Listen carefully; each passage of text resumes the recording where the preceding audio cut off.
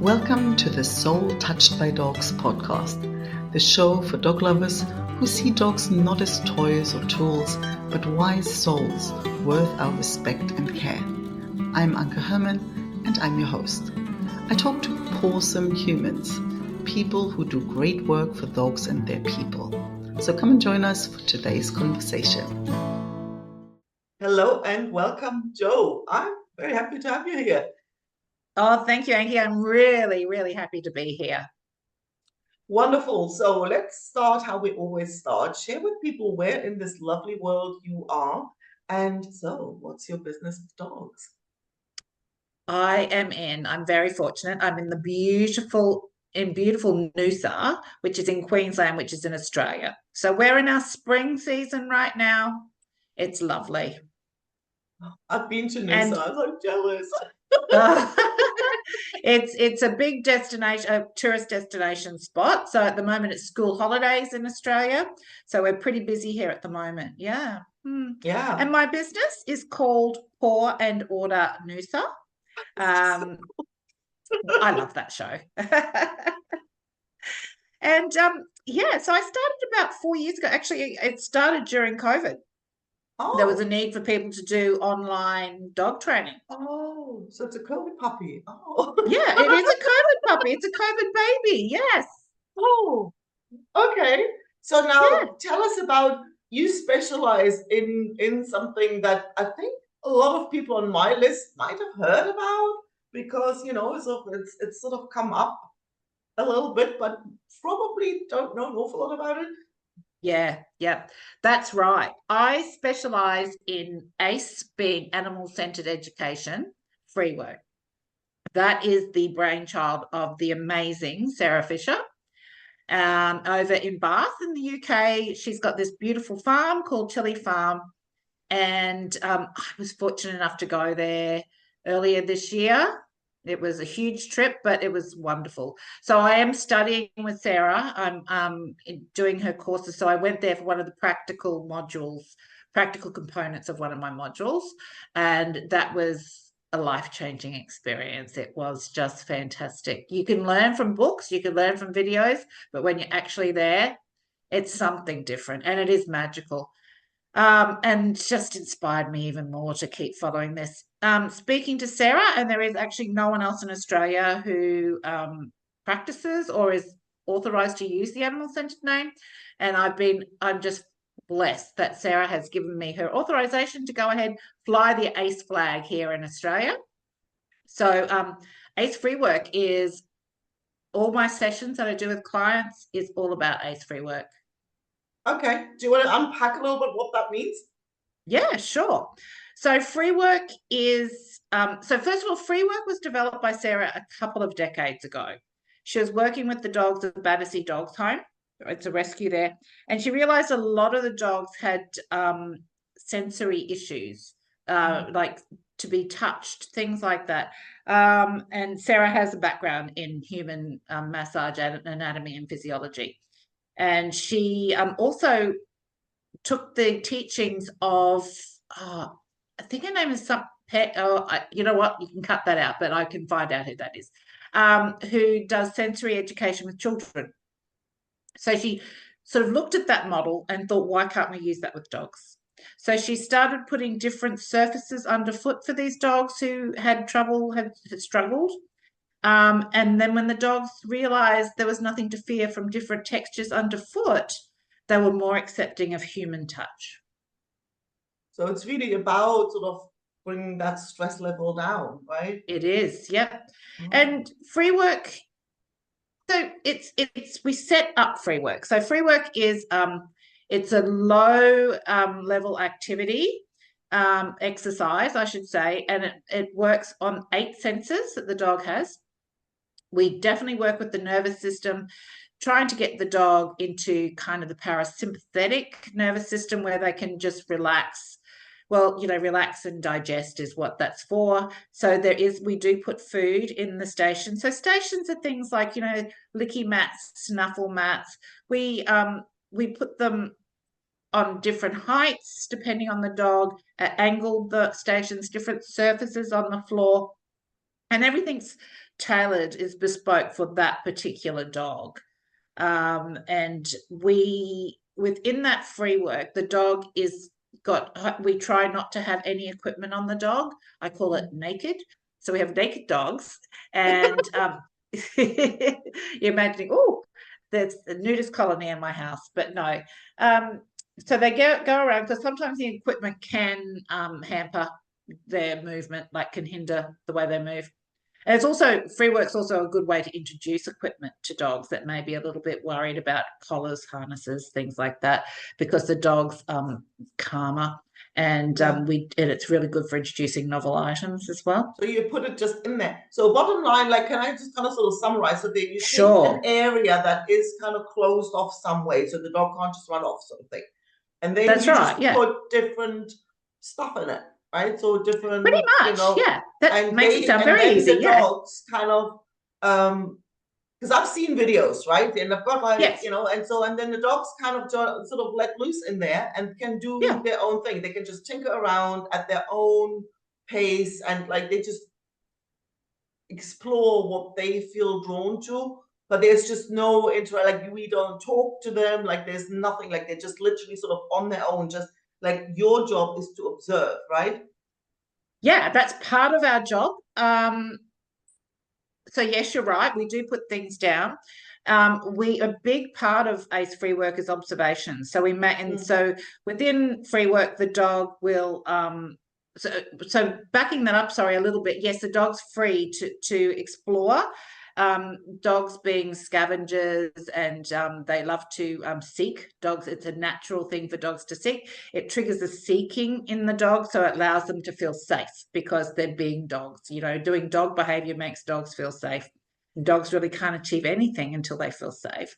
So it makes them feel safe. It gives them a choice. They get a choice, and that really makes dogs feel safe, to have some control and some choice. So they go around and they use all their senses. They use their noses. They use, which is the most important, obviously. There's, touch. There's every sense and we tailor that with the stations that we actually put in there. And it has lots of applications. But yeah, the dog goes in. We watch. We watch how the dog is moving. I usually video every session. So afterwards I can, like today I was working at the local RSPCA rescue. I try to do that once a week and just help out some of the dogs there. Video the session, take it home, put it on slow motion. I can really get a good look at the dog then. And just see if there's any inconsistencies, maybe structurally, balance. You can see it a lot better when the dog's moving, more slowly and calmly. Then you can, and we do encourage what we do, or probably the caregiver more than us, to go in and work with the dog, to engage with the dog. Yeah. So what do you like? Okay, let me just back up. One question I have. Yes. But I've seen a video with Sarah like doing this, and I'm like, oh, I would never see all the stuff she sees. So if I don't have a background, in that like body work, yes, do I have a chance?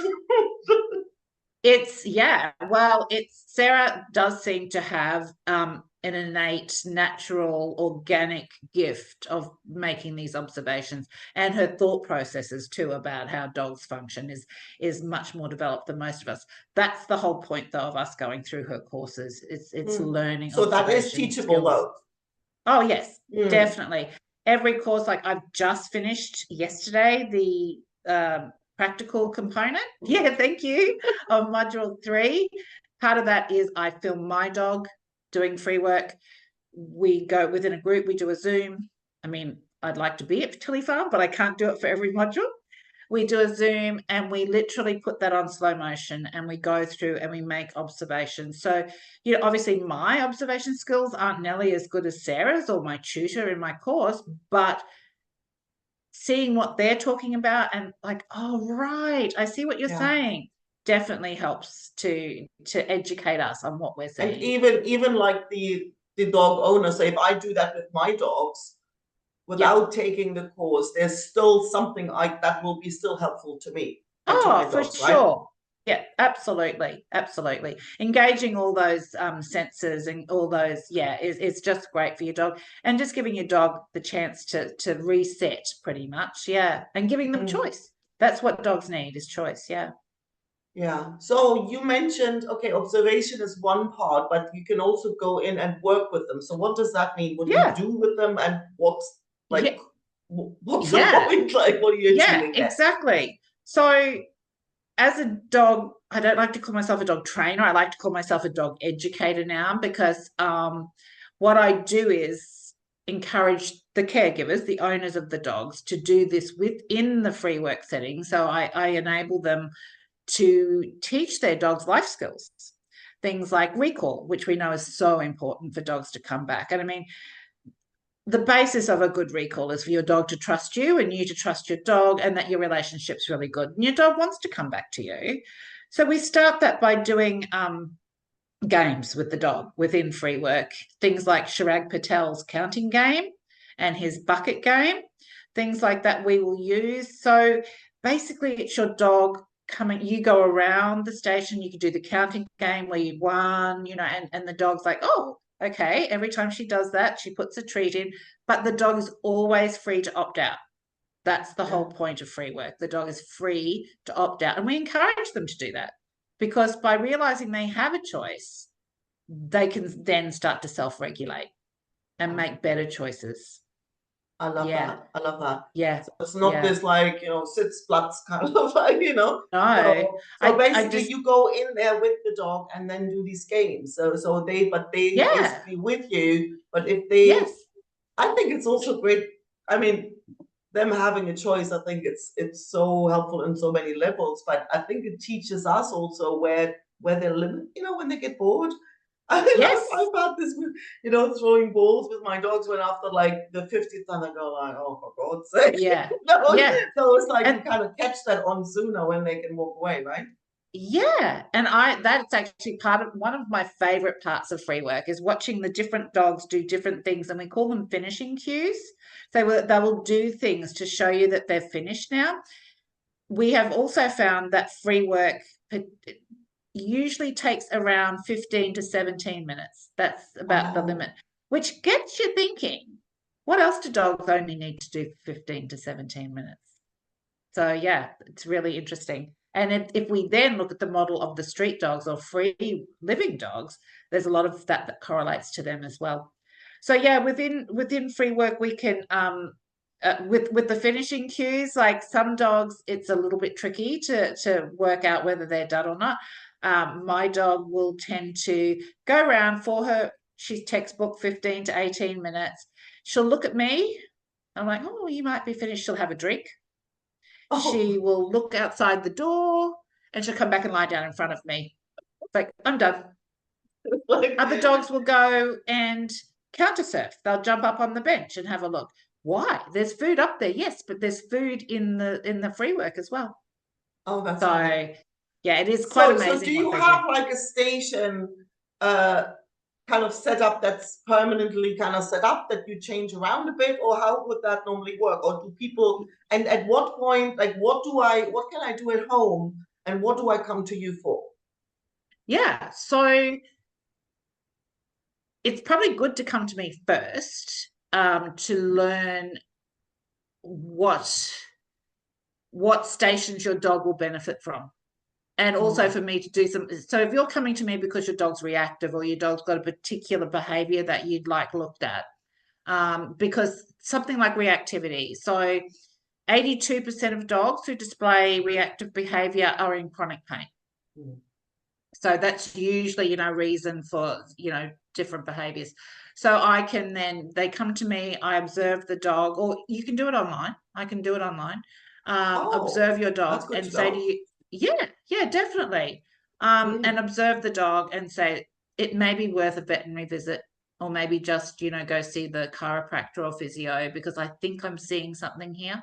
That's the most important thing to do first. And then I will work with you to, obviously, depending on what the professional, the vet, has said, I'll work with you then to set up stations that are going to make your dog more comfortable And if it's a physio, like my dog needs physio, and the vet suggested do Cavalettis and sit to stands on a raised platform, we do that within free work. So again, she's free to opt out if she'd like to. And yeah, it's great. She does it within there. And yeah, so then I would say that to you. So these are the kind of stations, but don't have always the same stations. Move them around. You know, it's like any kind of physio. You need to be moving those muscles up and down and around, not just one static station. And I myself, I'm very fortunate. I have a room that I just have free work set up in all the time. It doesn't need to be expensive. People can find things probably in their home to use. Or, you know, dollar shops or, you know, like opportunity shops or something like that will have things that you need. Always important, though, to have non-slippery floors. Yes. Yeah, that makes sense. Yeah. And we offer things at different heights. Like, sorry, I was going to say you put water bowls, 2 water bowls in there, different heights, so you know which one your dog prefers. Oh, I think that's also like you know, like which food do they like? You know, what do they actually go for, right? I think that's so interesting. That's right. So we encourage people to put different flavors, textures, sizes of food in there for them. Obviously, we recommend, you know, take a certain amount of your dog's daily diet out because you don't want them to put on weight doing it. But yeah, and licky surfaces, we have licky surfaces. You can use all different things on that. You can maybe use the food, anything, peanut butter, oils, cheese, not too much of that, but you know, anything that your dog likes, yeah, for sure. And we include crunchy items as well to chew on, because some dogs, well, all dogs find chewing obviously a de-stressor. But some dogs don't feel that they can carry on in the session until they've chewed. Some dogs will wait to the end of the session and then chew. Some dogs do it in the middle. Yeah.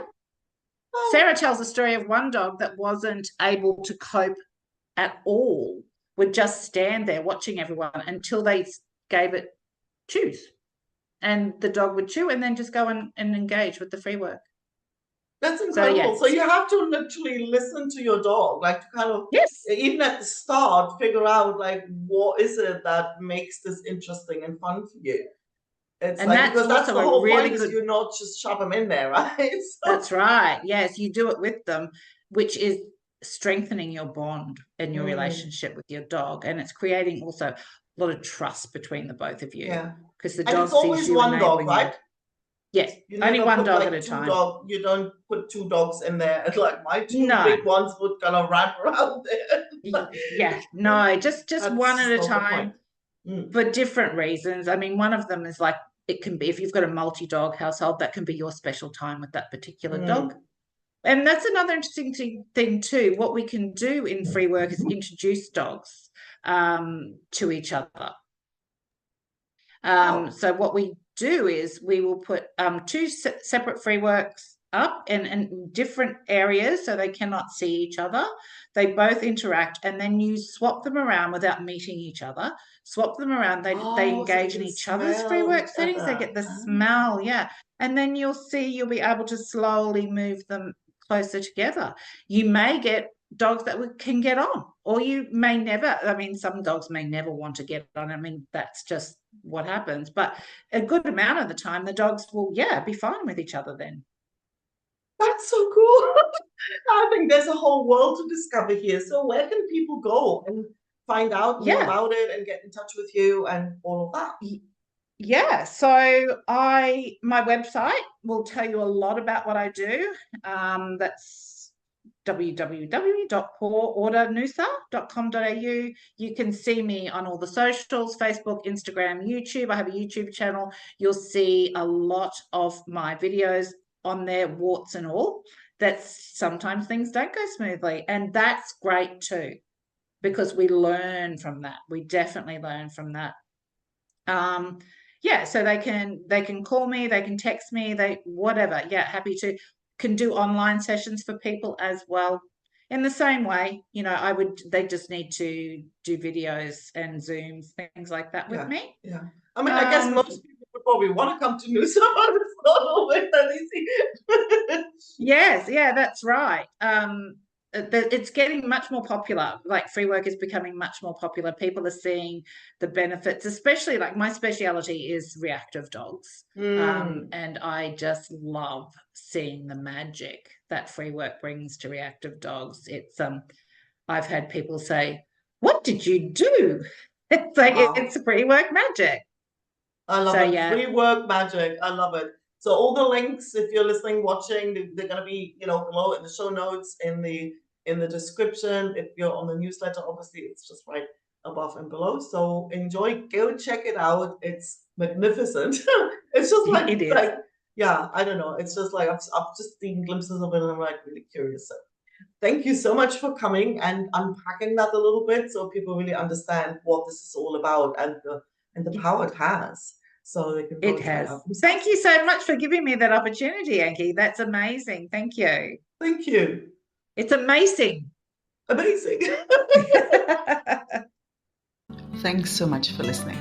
If you enjoyed the episode, don't forget to subscribe and leave a review so other dog lovers can find the show. If you haven't already, head over to soultouchedbydogs.com and sign up for weekly doggy cuteness, tips, recommendations, and personal stories to warm your dog-loving heart. And if you know a awesome human you think I should interview, I'd love an introduction. Email me at Anke, that's ANKE, @soultouchedbydogs.com.